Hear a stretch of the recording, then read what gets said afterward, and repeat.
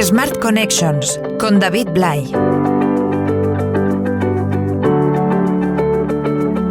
Lo queremos todo y lo queremos ya. Y es verdad que en esta época podemos tenerlo.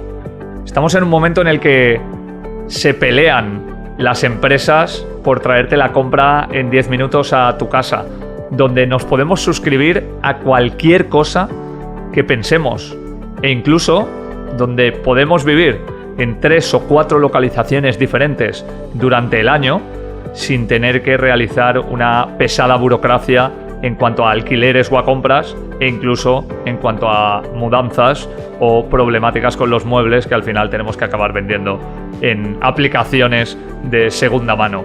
Porque estamos en un momento en el que la economía a demanda parece haber llegado para empezar a dar cifras muy grandes. Tantas como que la economía por suscripción solo en España, teniendo en cuenta que todavía tiran mucho del carro plataformas como Netflix, ya ha generado 3.000 millones de euros en la economía nacional. Bienvenidos a Smart Connections, un podcast de CaixaBank Connect en el que tratamos de hablar con las personas más relevantes de los movimientos más disruptivos para saber en qué mundo vivimos, que muchas veces nos perdemos incluso en él, pero sobre todo para tener claro cómo será el mundo que viene. Smart Connections, un podcast de CaixaBank Connect. Ángel Bou, Barcelona, estudios superiores en las universidades de UCLA y Stanford, fundador de la startup Simpler.io. La economía a demanda o economía de suscripción va a facturar solo en España una cifra en torno a los 3.000 millones de euros durante el año 2021. Estamos en un momento en el que los objetivos de desarrollo sostenible para la descarbonización de las ciudades o simplemente mejorar el planeta de cara a 2030 son una realidad o pretenden serlo, después, por ejemplo, de la gran cumbre del clima a la que hemos asistido en los últimos días. Pero para eso tienen que cambiar muchos patrones y uno de ellos es el de consumo. El hecho de comprar las cosas que no necesitamos o comprar cosas que necesitamos pero que dejamos de necesitar prácticamente en un espacio corto de tiempo. Y una vez que tengamos claro esto, saber qué hacemos con ellas o intentar que no se almacenen en un rincón para que todo eso pueda llevarnos a una economía más circular. Todo esto dentro del consumismo que lo que ha traído al mundo occidental en los últimos años es un problema de primera magnitud mundial.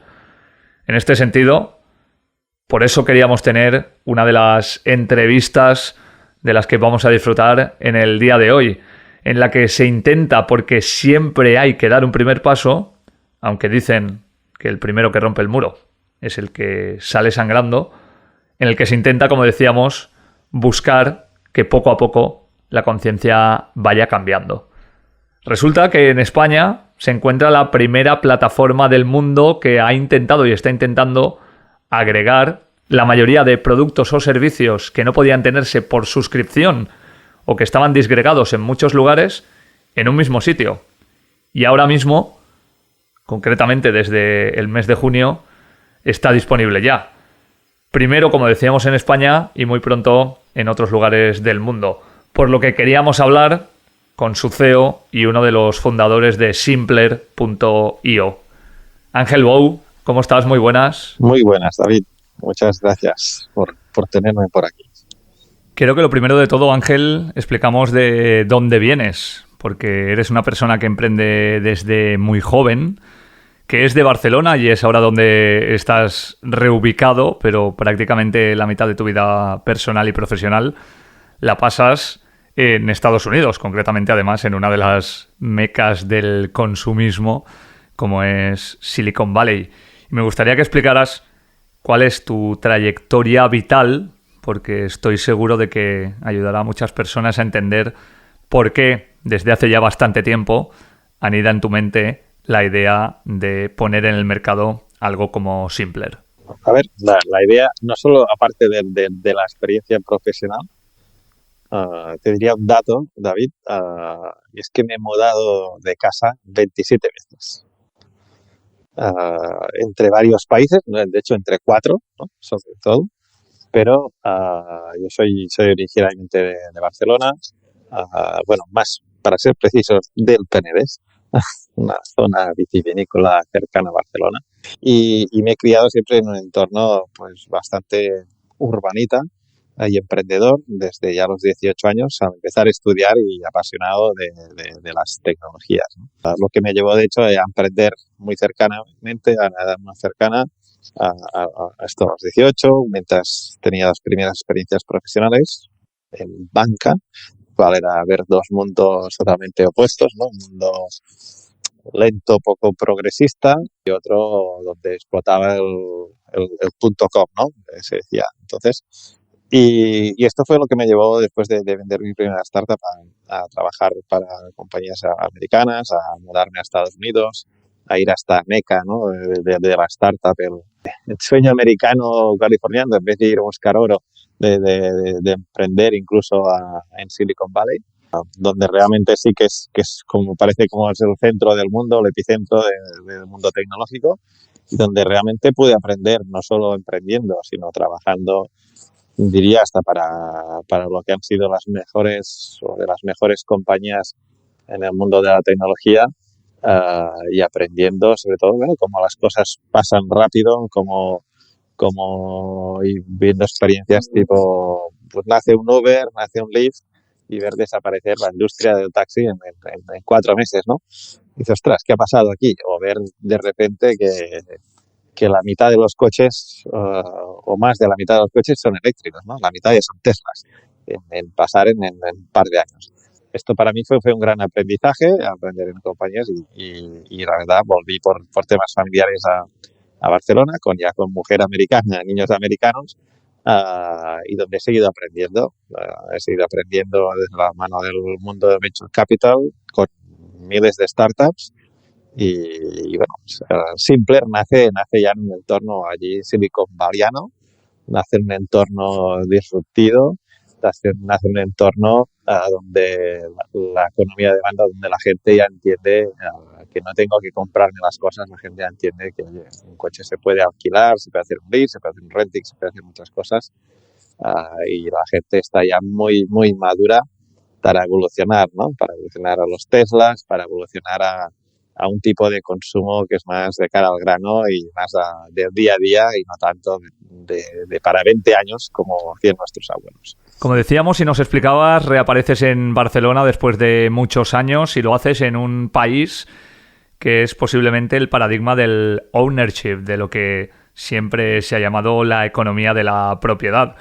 Siempre aparece antes, ya lo contábamos con esa idea primigenia, pero claro, después de estar en ese mundo del capital riesgo, después de hablar con muchas startups, después de saber hacia dónde van las tendencias, ¿por qué decides volver a emprender aquí, en un país que no está maduro en este tipo de economía y ni mucho menos da las facilidades que dan otros para poner en marcha un proyecto de estas características? Como muchas startups, ¿no? Hay un momento que toman la decisión de en qué mercado empezar, ¿no? A veces dices, ostras, empiezo donde no hay competencia, empiezo donde me es más fácil por el lenguaje, empiezo donde me es más barato, para tener pues ingenieros, ¿no? En nuestro caso, fueron muchos los ingredientes para decir, empezamos en España, y quizás el principal fue la dureza del mercado. Es decir, este es el mercado más jodido, perdón por la expresión, ¿no? que nos podremos encontrar en el planeta Tierra. Ergo, lo tenemos que poder demostrar aquí, el impacto de transformación, al fin y al cabo, de cambio de mentalidad que hagamos va a ser mucho más grande aquí, aunque sabemos que nos va a tomar más tiempo que en otros países que ya están más mentalizados, ¿no? Una cosa es que quizás en el futuro, que seguramente va a pasar por volumen, evidentemente, que en otros países ya están más mentalizados, facturemos mucho más y crezcamos mucho más, pero a lo que buscamos nosotros, que es cambiar la mentalidad del consumo del planeta, pues el impacto de cambio va a ser mucho más grande en un país como este, ¿no?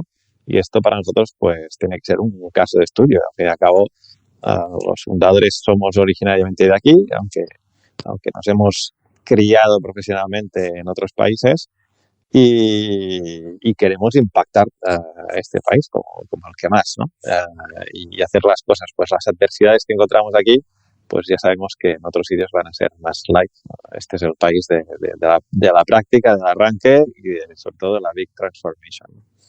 Si alguien está escuchando esta entrevista y se ha metido en la web de Simpler, verá que hay más de 300 partners con productos y servicios, que ya son miles, y que uno se puede suscribir a que le traigan mensualmente cervezas a casa, pero también a tener un carrito de bebé mientras lo necesite, a un coche por meses o hasta a cuidados personales para niños o para personas mayores.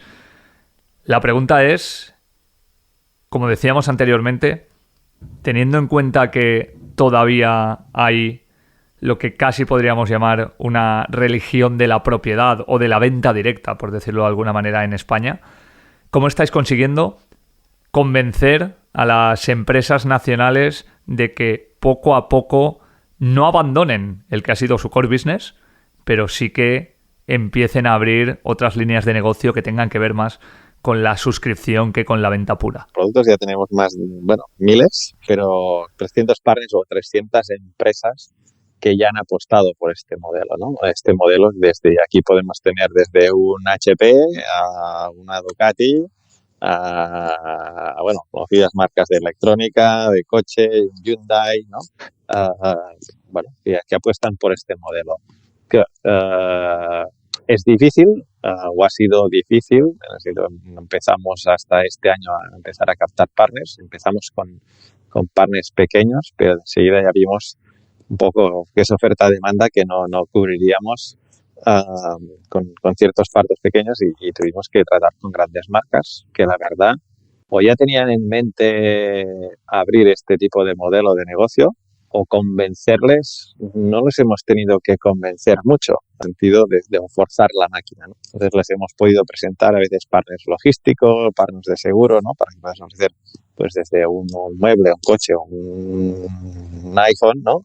Y que lo puedes ofrecer de forma asegurada, ¿no? Pues que si hay rayaduras, si hay roturas, ¿no? Para dar esta seguridad al usuario final de que, oye, no pasa nada si esto lo utilizas, no pasa nada si esto lo rayas, ¿no? Está todo contemplado, ¿no? Con riesgo o también con la logística detrás, que no lo hacemos nosotros, al fin y al cabo la propone el partner, nosotros añadimos esta capa de customer service, ¿no? Como lo hace Amazon, por decir algo, de atención al cliente, ¿no? Y asegurarnos de que las cosas vayan bien, o sea, una primera capa de atención. Pero convencer a estas marcas, la verdad es que han entendido nuestros valores, han entendido nuestro modelo de negocio, que es muy win-win, ¿no? Muy justo, no es leonino, no vienen aquí a perder dinero, somos un canal online donde no pueden perder dinero porque trabajamos con sus márgenes, entendemos qué márgenes tienen. Entonces nos hemos entendido bien desde pequeño, mediano y grande y cada vez a la transformación pues estamos firmando con partners muy globales. Mucha gente habrá oído hablar del SaaS, del Software as a Service, en la última década, que lo que permitía era que cualquier tipo de software pudiera ser integrado en cualquier tipo de empresa sin necesidad de que una persona física fuera contratada para ello. Y ese as significa as a Service, que al final viene a tener la significación en español de a demanda. Y esa es la Life as a Service o la vida a demanda que pregona prácticamente en su claim principal Simpler.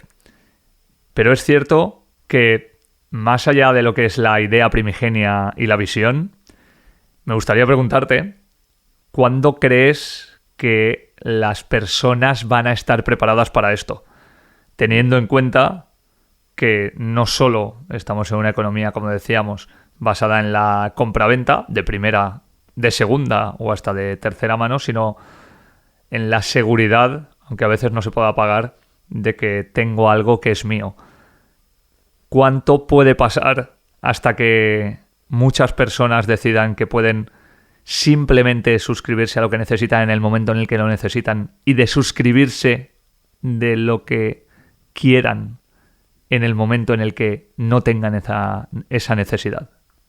Bueno, nosotros no es que pensemos, oye, la gente va a desconectar, ¿no? del mundo de la posesión, sencillamente se lo ponemos más fácil. Nuestra plataforma, al fin y al cabo, es como un botón, ¿no? De la luz, de encender y apagar de cualquier servicio, producto o servicio, ¿no? Un producto lo servitizamos, ¿no? Hasta puede encender y apagar un teléfono o un ordenador o un coche, sí, lo puedes encender y lo quiero usar un tiempo, lo pagas por este tiempo y luego lo apagas y lo devuelves, punto, ¿no?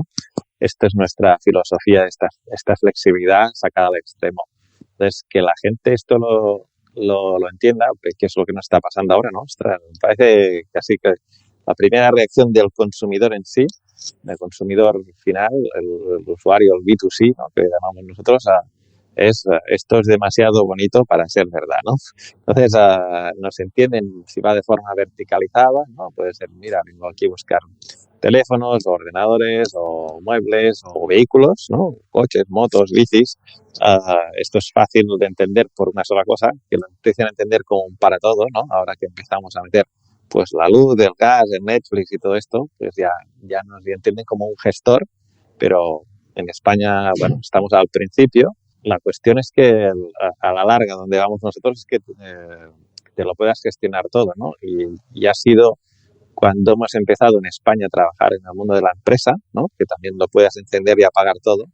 El mensaje de cambiar el CAPEX por el OPEX, ¿no? O hacer los gastos fijos a gastos variables, ¿no? De que también una empresa pues se pueda controlar desde su luz, a sus aguas, a sus cafés, a sus coches, a sus motos, ¿no? A sus flotas de vehículos, ¿no? Y ostras, ya no tengo que y hacer cosas de 10 años o ordenadores y se me van acumulando allí, sino que me es más flexible para crecer. Pues esto ha ayudado mucho, ¿no? Ha ayudado mucho a que nos entiendan como un gestor de algo que me da flexibilidad en mi vida como empresa, pero también mi vida personal, ¿no? No hace demasiado tiempo nos descargábamos música y películas a través de plataformas y decíamos que jamás pagaríamos por tener este tipo de contenidos. Y hoy, quien más y quien menos, tiene Netflix, HBO, Amazon Prime e incluso Disney Plus. Quizá estemos contando el inicio de una nueva era y lo estamos haciendo además a través de una empresa española que es absolutamente pionera en esta circunstancia. Ángel Bou, muchísimas gracias y suerte con el proyecto de Simpler. Un abrazo. Muchas gracias, David. Hasta pronto.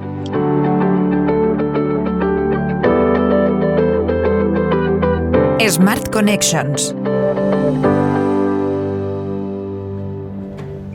Nacho Rodríguez, Las Palmas de Gran Canaria, fundador de Repeople Company, estudios superiores en las universidades de San Telmo y Boston.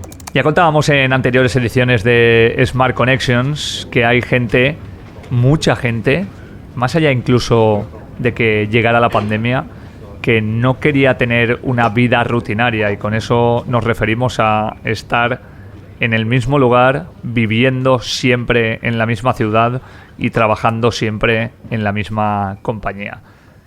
Estamos en un momento además en el que los alquileres son bastante altos, en el que el papeleo supone un problema grande cada vez que uno quiere cambiarse de un lado a otro, donde las mudanzas no dejan de ser algo bastante incómodo.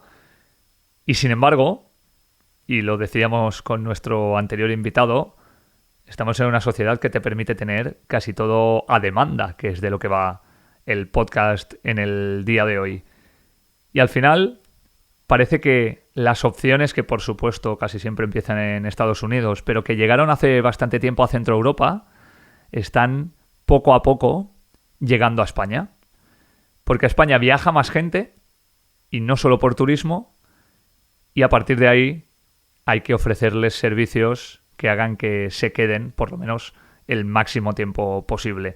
Y si un territorio está haciendo bien esto desde hace mucho tiempo, es Canarias, con empresas como Repeople, primero Nomad City, que no solo ha estado en colaboración con el gobierno insular desde hace muchísimo tiempo, sino también poco a poco va disrumpiendo más allá del nomadismo digital, más allá de las personas que vienen simplemente por teletrabajo. Y les está ofreciendo ya estructuras en las que pueden quedarse y además interrelacionarse con gente más o menos de su misma situación. Estas estructuras se llaman co-livings y varias de ellas las tiene el cofundador de Repeople, Nacho Rodríguez. ¿Cómo estás, Nacho? Muy buenas. Muy buenos días, David. Lo decíamos al principio, somos un país que puede atraer talento, un país que a nivel de nomadismo digital cada vez está siendo más escuchado y sobre todo más demandado por gente de todo el mundo. Pero es cierto que hasta hace bastante poco tiempo, en realidad, bueno, las facilidades siguen sin estar en la mayoría de los sitios, pero más allá de eso, prácticamente el término co-living no había entrado en nuestra vida. Y no solo te quiero preguntar por qué es, por si alguien no lo conoce, sino también cuándo decides, porque ya son varios los que tienes en las islas, abrir el primero y por qué. Pues mira, la historia se remonta primero a 2014, donde abrimos nuestro primer espacio de coworking. En ese espacio detectamos todo el movimiento de nómadas digitales que ya hace 6-7 años decidía que Las Palmas de Gran Canaria era un buen sitio desde donde teletrabajar por temporada. Y a raíz del espacio de coworking, detectamos la necesidad de muchos de nuestros clientes del coworking de tener un espacio de alojamiento flexible, donde pudieran estar un mes o 6 meses sin todo lo que eso supone a nivel de trámite y burocracia del mercado tradicional de viviendas, ¿no? Tenemos el vacacional, el Airbnb para 1, 2, 3, 4 semanas, pero ya cuando nos movemos en el rango de un mes a un año, pues había un vacío en la oferta. Y decidimos activarlo un poco a raíz de la demanda de nuestros coworkers, ¿no? que quieren venir al espacio pero no encuentran alojamiento. Por lo tanto, si queríamos clientes teníamos que resolverle ese problema, ¿no? Arrancamos con un proyecto piloto para entender un poco este concepto y sobre todo entender cómo iba a funcionar la convivencia dentro de una vivienda compartida, ¿no? Todos hemos estado en pisos compartidos de estudiantes, pero estamos hablando ya de adultos trabajadores y bueno, pues nos surgía un poco esa duda. Y el piloto fue también que, bueno, a día de hoy pues ya tenemos 4 localizaciones abiertas y a día de hoy todas llenas. Casi siempre que nos vamos a un perfil de coworker o co-living, la gente yo creo que tiene una imagen mental de jóvenes de entre 25 y 35 años, sin hijos, con absoluta libertad e incluso con independencia económica para poder viajar, porque al final en un co-living uno se sitúa en una suite, no deja de ser una habitación muy buena, pero una habitación donde comparte espacio con otras personas. Uno no acaba de tener una casa con total privacidad. Pero sin embargo, lo que hemos visto en los últimos tiempos es que no solo gente tan joven comparece en este tipo de estructuras, sino también empezamos a ver algunas familias que lo que quieren es viajar, darle una educación diferente a sus hijos y poder tener una vida, como decíamos en la entrada, distinta a la que tuvieron sus padres. Y parece que por ahí también está empezando a entrar un nuevo público objetivo. ¿Se acerca más al primero o al segundo, el que estás viendo tú ahora mismo? Bueno, yo creo que para responder tu pregunta, David, tendríamos que hablar un poco de los diferentes tipos de co-living que hay, ¿no? Porque el nuestro está enfocado hacia una tipología de cliente muy específico, que es ese teletrabajador que viene por temporadas más bien cortas, ¿no? Y cortas hablo hasta 6 meses, ya a partir de ahí ya lo considero una larga estancia, a teletrabajar de nuestra isla, ¿no? Y nosotros ahí básicamente lo que resolvemos son dos problemas muy básicos, ¿no? Uno es el de flexibilidad, que tú lo comentabas antes en la introducción, de decir, oye, te puedes quedar aquí un mes o 6 meses, depende, ¿no? Y cuando eres teletrabajador y tienes esa flexibilidad, pues si estás a gusto en un sitio, pues te quedas más tiempo y si por cualquier motivo te tienes que ir, pues te vas, ¿no? Ese es uno de los problemas que resolvemos. Pero hay otro problema que resolvemos nosotros con nuestros clientes, que es precisamente un problema tan básico como el de la soledad. La gente que viene a una ciudad nueva quiere interactuar y quiere compartir, quiere conocer a otra gente y vivir esa experiencia en ese destino, pues acompañado, no solo, ¿no? Porque a partir de una semana solo ya empiezas a hablar con las paredes, ¿no? Entonces, precisamente también al filtrar la tipología, el tipo de cliente que nos visita, la experiencia es mucho más rica para ellas y hace que incluso se quieran quedar más tiempo, ¿no? Pero volviendo a lo que comentaba al principio, hay muchos tipos de co-living que solucionan diferentes problemas. Creo que hay un problema común en todos, que es el de la soledad, que es un problema del que no se habla demasiado en nuestra sociedad, pero es un problema muy gordo. La gente quiere estar con gente y no quiere estar sola. Y eso funciona para diferentes segmentos. Hay un segmento de coliving muy interesante en la tercera edad, que precisamente cuando los padres ya sus hijos vuelan, pues quieren estar con otra gente del mismo perfil. Hay coliving y es un segmento que cada vez va a ser más interesante también para las familias, precisamente para promover que los hijos interactúen y poder incluso hasta compartir ciertas tareas que cuando uno está solo, ¿no?, y no tiene a la familia cerca, muchas veces son más complicadas, y es un segmento que nosotros ahora mismo estamos precisamente explorando. Y el segmento en el que nosotros trabajamos, que es el de teletrabajadores que vienen a nuestro destino, pues es un espectro relativamente amplio de edad. Si bien es verdad que normalmente son parejas o viajan solos, ahora mismo no los combinamos con familias porque no suele funcionar bien. Y el rango de edad, la media está en 35 años, pero hemos tenido gente en 60 y hemos tenido gente en 25, con lo cual, pues aunque la media esté en 35, nos encontramos un espectro muy amplio, ¿no? Siempre lo hemos dicho, y más en este podcast donde hablamos de economía-demanda, queremos tener algo, lo queremos tener ya, pero no solo lo queremos tener, también lo queremos dejar. Es verdad que plataformas como Wallapop o Vinted han crecido enormemente, pero hay muchísimas personas que la segunda mano no la utilizan y directamente cuando algo no lo quieren lo arrinconan o ni siquiera lo suben para poder ganar algo de dinero.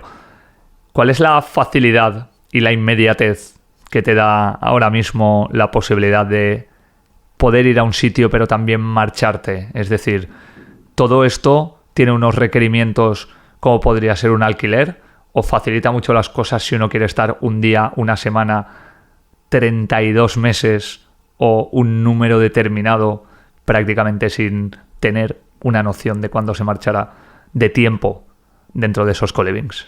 Pues mira, precisamente nosotros por lo que abogamos es no solo por la flexibilidad, sino como nos dirigimos a un segmento de teletrabajadores. Lo que buscamos es que la persona que decide quedarse con nosotros, desde el minuto uno que entra en la vivienda, pueda estar trabajando. ¿Por qué? Porque son profesionales que están trabajando y no viajan de ocio, entonces, con lo cual tienen que mantener su productividad, y para nosotros ese es uno de los enfoques principales, es decir, que tengas todas tus necesidades cubiertas desde el minuto uno para que puedas seguir produciendo. Y en cuanto a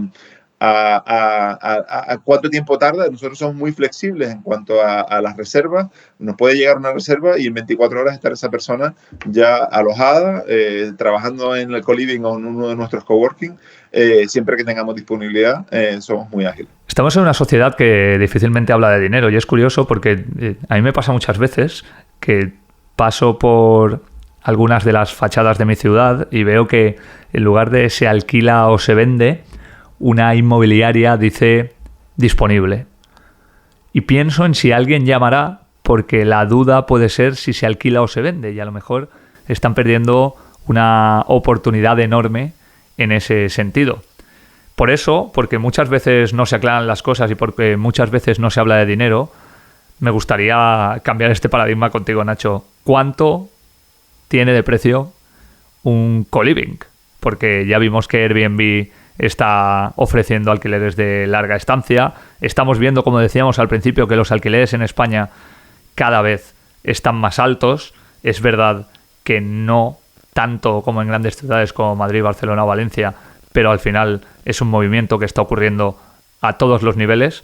En este sentido, ¿cuánto puede pagar la gente teniendo en cuenta que dispone de esa parte habitacional, dispone de todos los servicios, contando con la limpieza y contando con el wifi de alta velocidad, y también con zonas comunes que habitualmente pues seguramente no tendría en una casa particular? La propuesta de valor es relativamente amplia, ¿no? Es decir, hay colivings, y volvemos un poco al ejemplo del piso de estudiantes compartido, ¿no? El clásico piso donde pues, normalmente aquí en Las Palmas hay mucho, y desde 300, 400 euros puedes tener una habitación en un piso compartido. Si bien hay muchos gastos que no están incluidos, pero no hay ningún tipo de servicios, ¿no? En nuestro caso, nosotros sí ofrecemos una serie de servicios como son limpieza, lavandería, pues todo lo que es el tema del espacio de trabajo, no solo dentro de la casa, sino fuera. Organizamos eventos, por lo tanto nuestro segmento de precios es mayor, es decir, nosotros no somos una alternativa necesariamente por la que gente se decida por el precio exclusivamente, sino por el valor añadido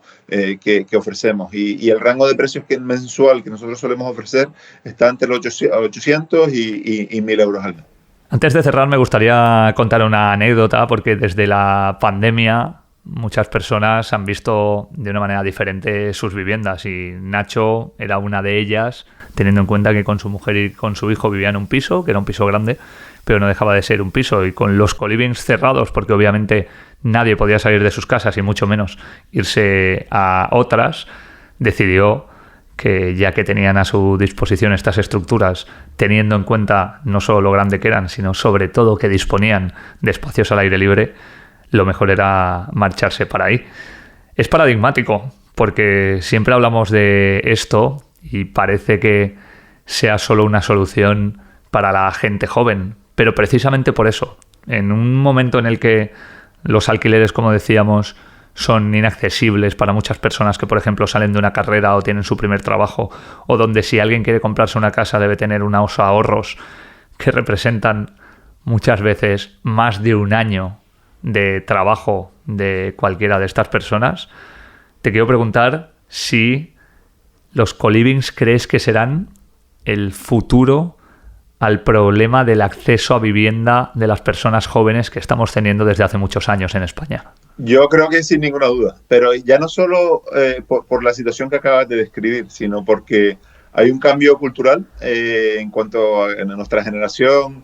Nos enseñaron que teníamos que encontrar un trabajo, comprarnos una casa, comprarnos un coche, y ahí iba a llegar nuestra felicidad.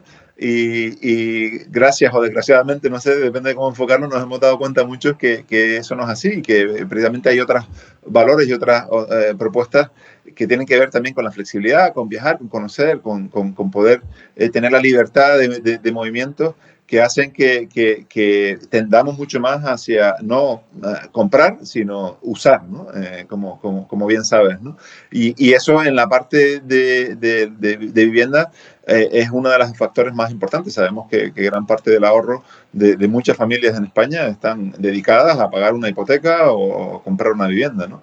Entonces vamos a ver un cambio generacional. Las generaciones más jóvenes ya ni siquiera se lo están planteando, muchas ni siquiera pueden, con lo cual pues veremos los dos casos, uno por necesidad y otros por elección. Pero creo que este movimiento ha venido para quedarse y sin más. Pues mira, comentar dos noticias que me llegaron esta mañana a través de uno de los newsletters de Coworking Spain, ¿no? Donde tenemos un grupo español, el Grupo Marjal, que ha comprado ya 2 edificios en Valencia y en Málaga, precisamente para hacer solo co-living. Pero por otro lado, tenemos la noticia del mayor operador de co-living del mundo, Celina, que acaba de anunciar que va a cotizar en la Bolsa de Nueva York, con lo cual vemos que es una tendencia imparable. Pues muchísimas gracias, Nacho. Enhorabuena por ese liderazgo y sobre todo por ofrecer algo. Dicen que todas las generaciones tienen algo mejor que la anterior, ¿no? Seguramente la gente que use estos colivings se va a encontrar con mejores pisos de estudiantes que los que nosotros pudimos vivir. Un abrazo y hasta pronto. Un abrazo para ti, David.